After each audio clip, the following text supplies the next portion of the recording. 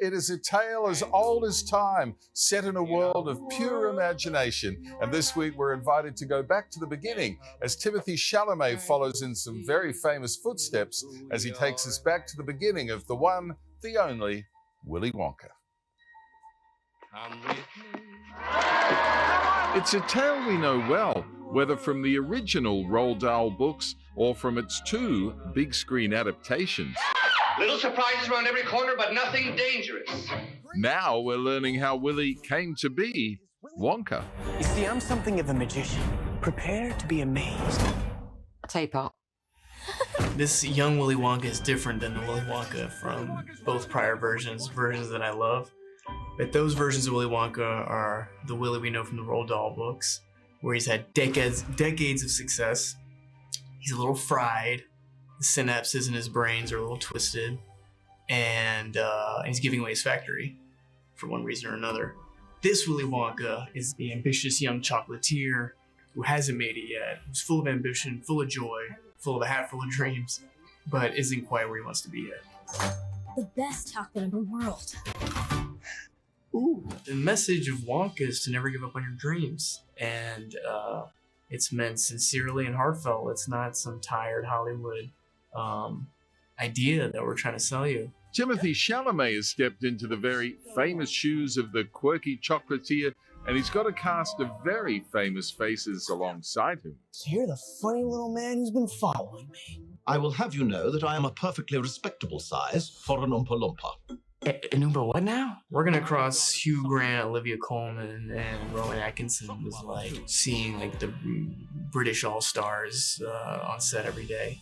Let alone Keegan-Michael Key. It's hilarious. Some of the sketches I grew up on, Matt Lucas, Patterson Joseph, these are all wonderful British actors. So yeah, it sort of felt like stepping into like a Sunday roast or something as the ignorant Yankee from across the seas, you know? These are just your standard T's and C's, but you're welcome to take a look if you want. I'll just give it a once over.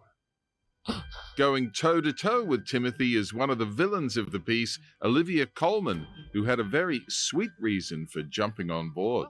Gene Wilder Wonka for me was my sort of magical every year kids film.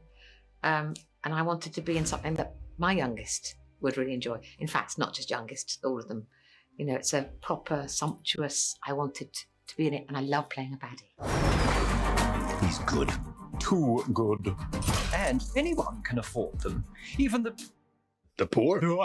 He doesn't like it when people say poor. Wonka was brought to life by the very safe and capable hands of Paul King, the director behind the charming Paddington films. It's funny and it's colourful and it's chaotic, but it's also got this really strong emotional spine. And I thought it's such a wonderful world. It's sort of everything I've always loved about stories. It's everything I tried to do in the Paddington films, and the chance of being able to dip my toe into that world was too enticing for words. Have a look at this. The film is just a visual treat, one that's guaranteed to have you craving some of Wonka's finest when you leave the cinema. Every good thing in this world started with a dream.